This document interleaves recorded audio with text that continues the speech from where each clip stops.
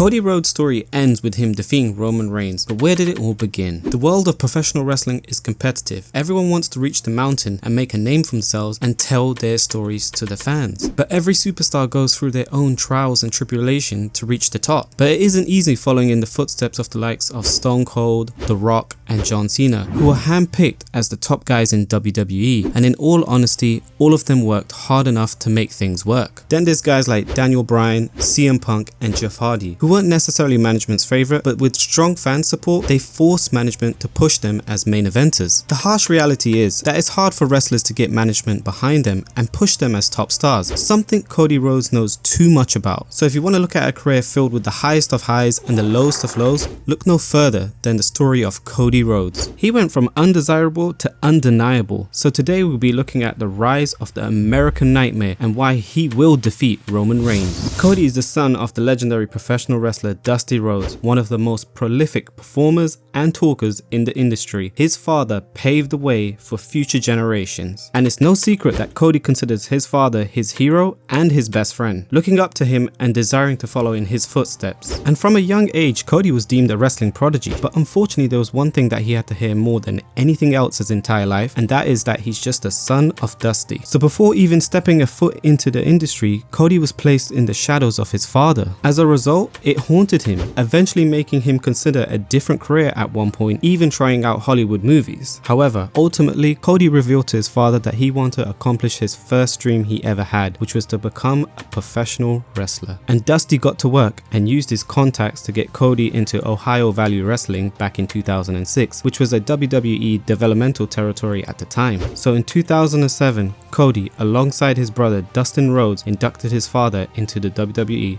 Hall of Fame. And in Dusty Rhodes' induction, he gave an emotional speech about how proud he is of his two boys. It's by far one of the best Hall of Fame speeches I've ever seen. Our father, the American dream, Dusty Rhodes. A lot of the great legendary, my fellow members of this class of 207 talk about passion in our industry. We don't have to talk about what I've done or where I've been. You've met my two sons. I'm so proud of them. You heard them speak eloquently about things that really mean a lot to me. So it was here where Cody's speech caught the attention of Vince McMahon, and soon after Cody debuted on Raw and his first ever match came against Randy Orton in a losing effort. So while he was extremely impressive in the ring, Cody was far from the main event status. So he ended up teaming up with Hardcore Holly before aligning himself with Ted DiBiase for good, and soon Randy Orton will join them and the legacy was formed. Then Cody and Ted will go after the tag team championships while Randy was always positioned in the main card. But the best storyline Cody was involved in during this time is when he and Ted were feuding with DX. Sadly, the legacy would eventually break up in 2010, and many thought Cody would end up becoming a jobber. However, his story had a drastic turn as things started to only look bright for him. In 2010, Cody portrayed a heel gimmick that saw him claim that he was the hottest wrestler in the entire company. Dashing Cody Rhodes is what he called himself. Well, if this had been someone else, the gimmick would have fallen flat on its face. But it's Cody we're talking about here. His talent made it work, and the vignettes that aired where he gave grooming tips may have been a bit cringeworthy, but they were still fun to watch. However, what followed was something even greater. On the January episode of SmackDown in 2011, Cody faced Rey Mysterio in a match where Rey broke his nose after hitting his signature 619, and thus Cody went from being dashing to undashing, where he would wear a clear protective mask over his face and blame Mysterio for his downfall. And during this time, I would like to note that he had one of the longest IC championship runs in WWE, holding the title for nearly 234 days. Cody would go on to face Rey in his first ever singles match at WrestleMania that year, and although the match was short, Cody made the most of his time and ended up delivering a great performance, something his father always told him to do. Maximize your minutes. But when he used to say maximize your minutes, it was because at the time in WWE, wasn't getting a lot of airtime. I wasn't always, the one with his hand raised at the end, and he believed it didn't matter. You could still do something that made somebody go, oh, I really like that guy. As his story progresses, in 2013, Cody and his brother Goldust were both in a feud against the Authority. Triple H even fired both dudes at one point. With deep regret, but I have to tell you, you're fired. However, in the Battleground pay-per-view of that year, Cody and Goldust with Dusty Rhodes in their corner somehow defeated Seth Rollins and Roman Reigns to regain their jobs. Not only was the match solid, but it had a feel-good moment with the entire Rhodes family in the ring at the end, all hugging each other. This shit means something to me, man. So from that moment on, Cody's story should have reached new heights, but nobody knew his frustration with the next gimmick would lead to a certain event that would change the landscape of the professional wrestling forever. Frustration with the creative team having no solid plan for Cody, WWE ended up making a bad decision by giving him the exact same gimmick as his brother, and that's how the WWE universe was introduced to Stardust. For many weeks, watching Stardust in vignettes in which he acted completely like Goldust was both terrible and stupid. Now this isn't only my opinion, but Cody admits this as well, stating that he was embarrassed at times wearing the costume. Also, according to Cody, the story was never meant to be like this. If it isn't known already, his main goal and dream is to hold one specific championship that his beloved father never won. That's the WWE Championship. His father has won numerous championships, but the WWE title has always eluded him. Dusty challenged for the title once and won the match via disqualification, meaning the title couldn't change hands. And Cody wanted to accomplish this dream. He wanted to honor his father by winning the world title, but his dreams were cut short and shattered when Dusty passed away in 2015, which led to him having enough of being downplayed within WWE. He wanted no part in a company that was treating him like a joke. It's well known that Cody once went to the writers on the creative team and asked the writers to book him better. The writers shunned Cody, claiming they were too busy to work. Cody was furious when he found out that the writers were pretending to be working and they were just simply ignoring him. In his documentary, The American Nightmare Becoming Cody Rhodes, Cody explains that Triple H told him after this little incident of how he would need to change everything for good. I leaned in and looked and the laptop was powered off. So that was the moment where I headed up to Gorilla and told Triple H, I want to punch that writer in the face. And then as I was leaving, he said, hey, if you really want to make some noise, you got to rattle the cages. And the next steps I took were the steps of let Triple H know, let Vince know, I'm not putting the suit back on unless I'm telling the story of getting out of it. And that was met very much poorly. And that was where I knew I had to get out. I was a legacy individual in WWE, and I was a hard worker.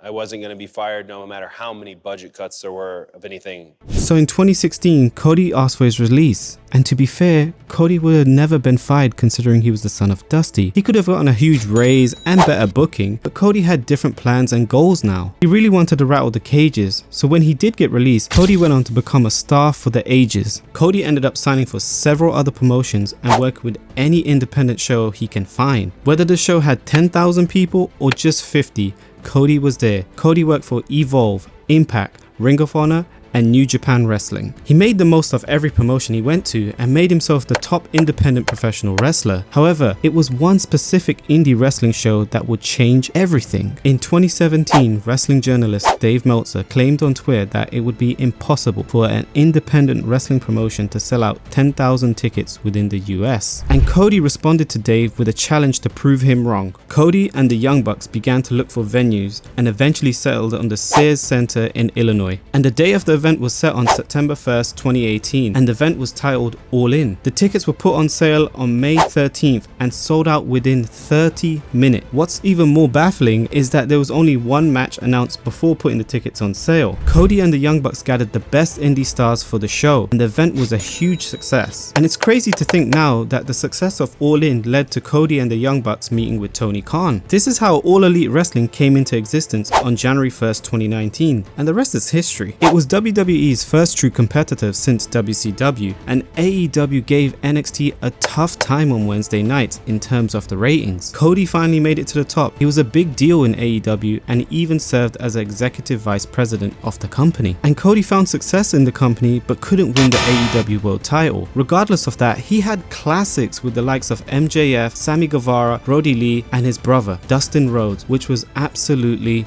Perfect. I genuinely have to mention his match with his brother. It was a far cry from the match in WWE. If you haven't seen it, I highly recommend it. And the promo he cut at the end was simply amazing. With both brothers beaten and bleeding, it was a heartwarming promo. But Dustin, I don't need a partner. I don't need a friend.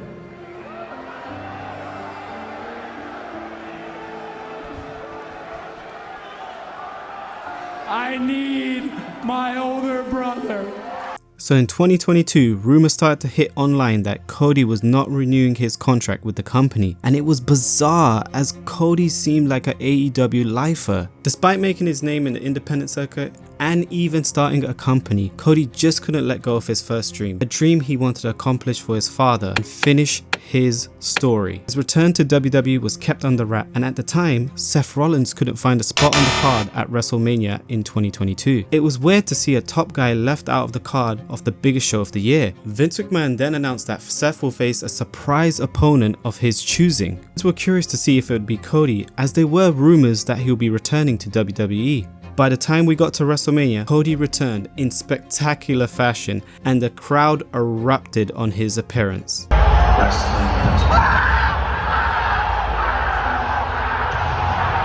This wasn't the same Cody, guys. This was a Cody that transformed mainly because of his time on the independent circuit. He returned a much bigger deal. He had a 5-star classic with Rollins. Cody made it clear that he returned because he wanted to accomplish his first dream of winning the WWE Championship. So he continued on the feud with Rollins. Both had classic rematches at WrestleMania Backlash and Hell in a Cell. The Hell in a Cell match is notable for the real-life injury he suffered from a pectoral muscle tear. The injury got worse when the muscle tore entirely off the bone. And here's what both wrestlers had to say about the situation. I think that he lied about the pain.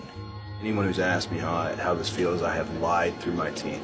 I have absolutely lied through my teeth. This is the most painful thing that could possibly ever be happening to my body. I mean, it's completely ruptured.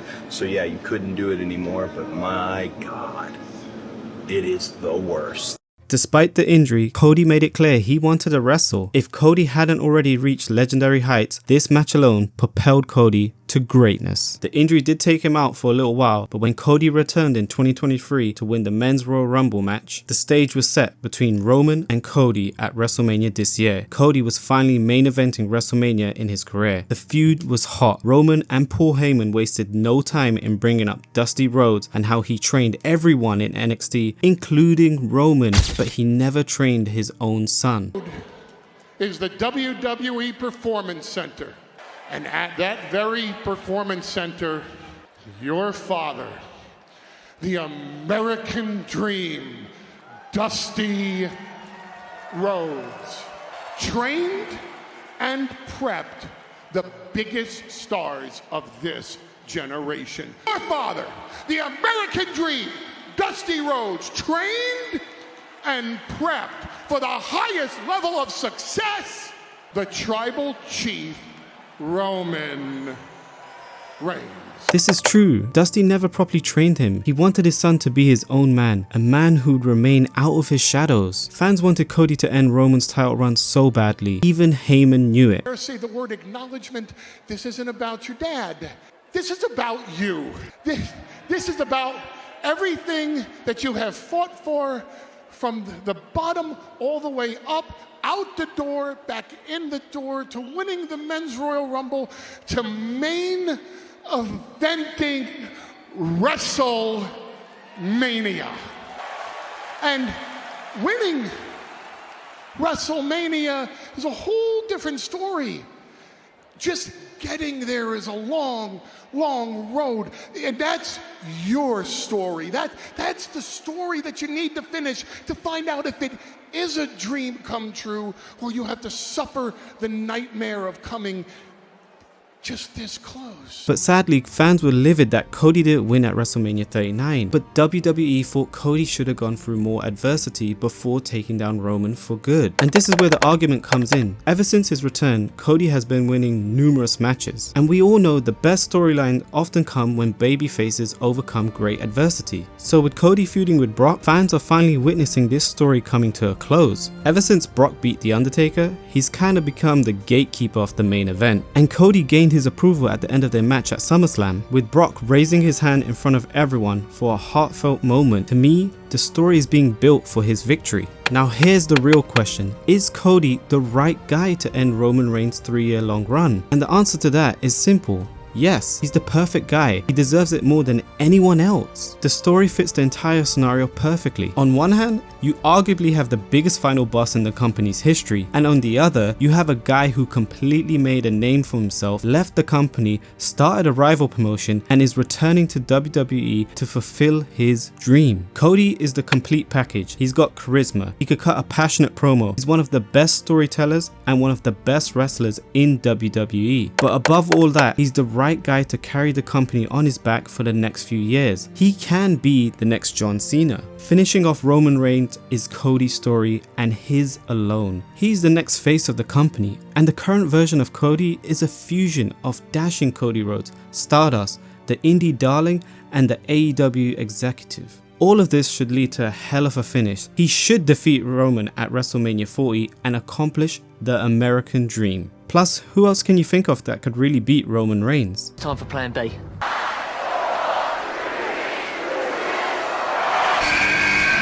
If you smell what The Rock is cooking. If you enjoyed the video, make sure to subscribe and watch the video below of the rise of LA Knight in WWE, who we all think that should win the WWE Championship after Cody Rhodes, of course.